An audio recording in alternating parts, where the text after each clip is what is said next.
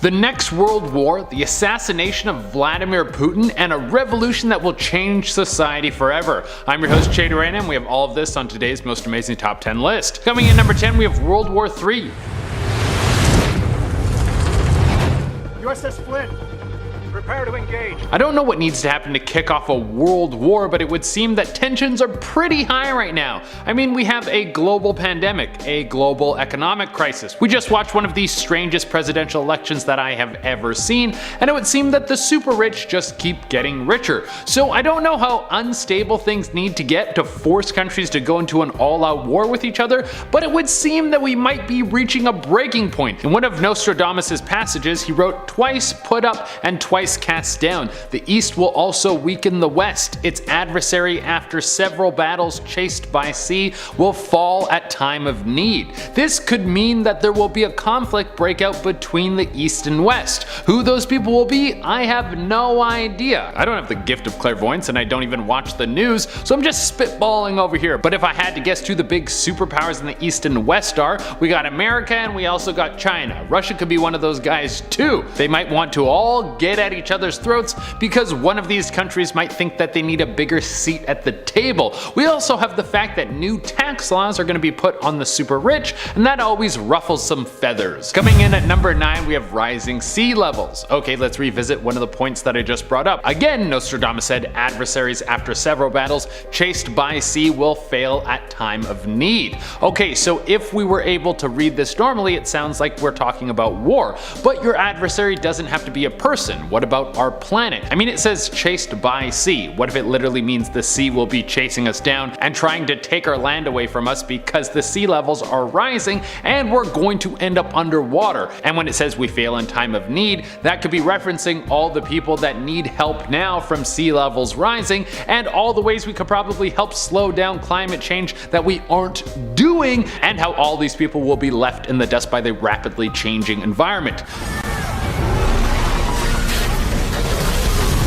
I don't think now would be a good opportunity to buy a beachside home. I think you should think more inland, somewhere that's high with a neutral climate that has a lot of land for you to grow stuff on. If anyone watching this video is planning on making some sort of doomsday farm, hit me up in my DMs. I'm looking for a backup plan if the whole world starts to fall apart. And guys, remember to hit that like button because it really helps us out. Coming at number 8, we have Trump will fall ill. I mean, I don't think Nostradamus used the name Trump, but you know he was talking about world leaders of some country. It seems that some people think that one of the predictions that came from the French prophet was that Trump would fall ill with a mysterious sickness. Now, some people could say that this has already happened and he was fine. As we all remember, Trump caught the coronavirus and walked out on that balcony and stood in front of all that people. He was kind of breathing like a goldfish. But is COVID-19 that mysterious of an illness? I don't really think so. We all know where this thing came from and what it does to people. I think if this prediction is going to come true, it's going to be something much more mysterious that snags him.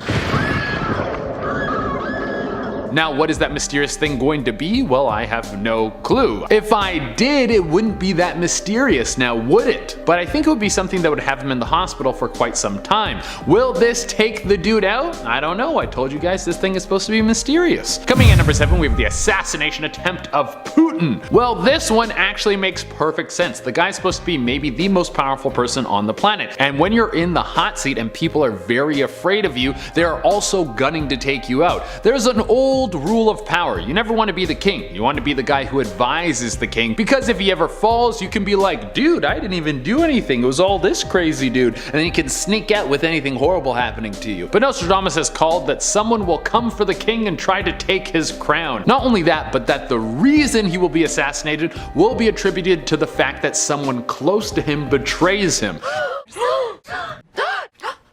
I know, that is the tea, ladies and gentlemen. Someone who is close to Vladimir Putin is going to set him up to be killed. Now, will this attempt work? Well, I think we have a theme here. I have no idea. For the sake of whoever is going to try and pull this off, I hope it does, because if you try and kill Vladimir Putin and then you're unsuccessful and he finds you, he's going to torture you for longer than he has been king of Russia or whatever his title is. Coming in number 6, we have the rise of mechanization. I mean, from our perspective, this seems like like a no-brainer, but thinking back to when Nostradamus was alive, it would have been a long shot to call out mechanization. In one passage he wrote, "The new sage with a lone brain sees it, by his disciples invented to be immortal, eyes to the south, hands in blossom, bodies in fire." The new sage with a lone brain could be referencing the hive mind that robots would have to take all of our jobs. They would all operate with one central hub, and they would all be controlled from there, and they obviously would be immortal in a sense. Obviously everything can die, but the fact that robots can constantly be repaired and upgraded and never need to stop working as long as their model is relevant, they can keep going.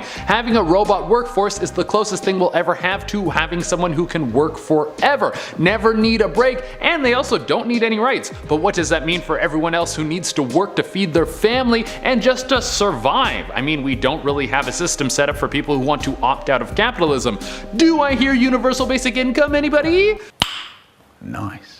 Next on the list, we have economic collapse. We have already taken a massive hit from the coronavirus. Many people lost their jobs. Some people are just making way less money at work, and there doesn't seem to be end in sight. The vaccine should help, but there's no guarantee that this is going to be the end of the virus. Now, in the meantime, some countries are forking over money to their people if they don't have a job, or were fired, or were laid off, or need some time to get things back together. Other countries are not providing anything to their people, and I don't really know how those people are surviving. I mean, you still have to pay bills, but there's no money coming in. So it's suspected that many people are just digging a massive hole with debt, and when this is all over, unless there's some sort of financial aid to get these people out of debt, there will be no way that they can break free from this. And we might start to see people walk out on their debts, or mass bankruptcy sweep over countries. This would cause the economy to flop and everything to fall into chaos.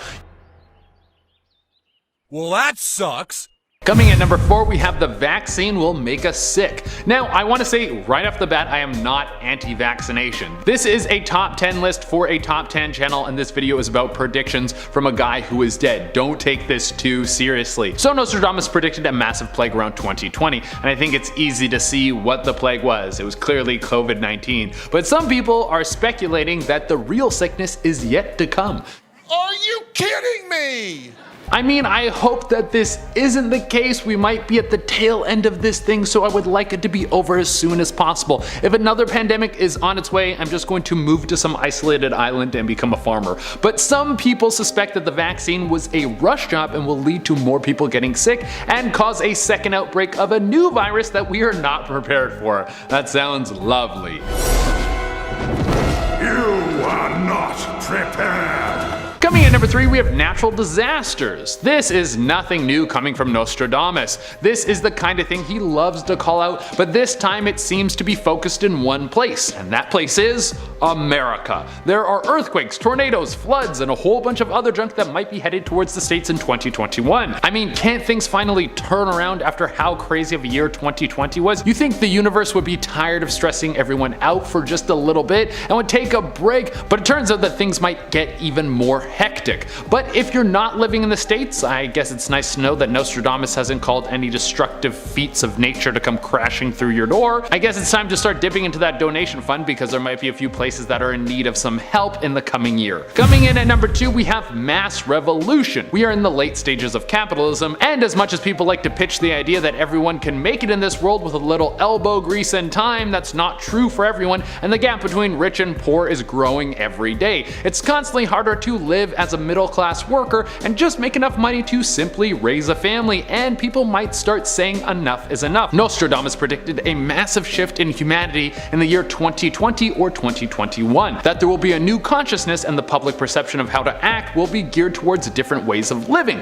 Maybe we will see a mass uprising of people who are underpaid and underappreciated, and that will lead to a new way of life. Coming into the number 1 spot, we have the end of days. I mean, it's not only Nostradamus that has predicted this to happen, but there have been a lot of people from all over the world who are constantly calling out that doomsday is coming. I mean, building a doomsday bunker is a whole subculture that people are constantly getting into. Ever since the pandemic kicked off, people have been stockpiling ammunition to make sure if anyone comes around their home looking for food, the only thing they're gonna find is hot lead.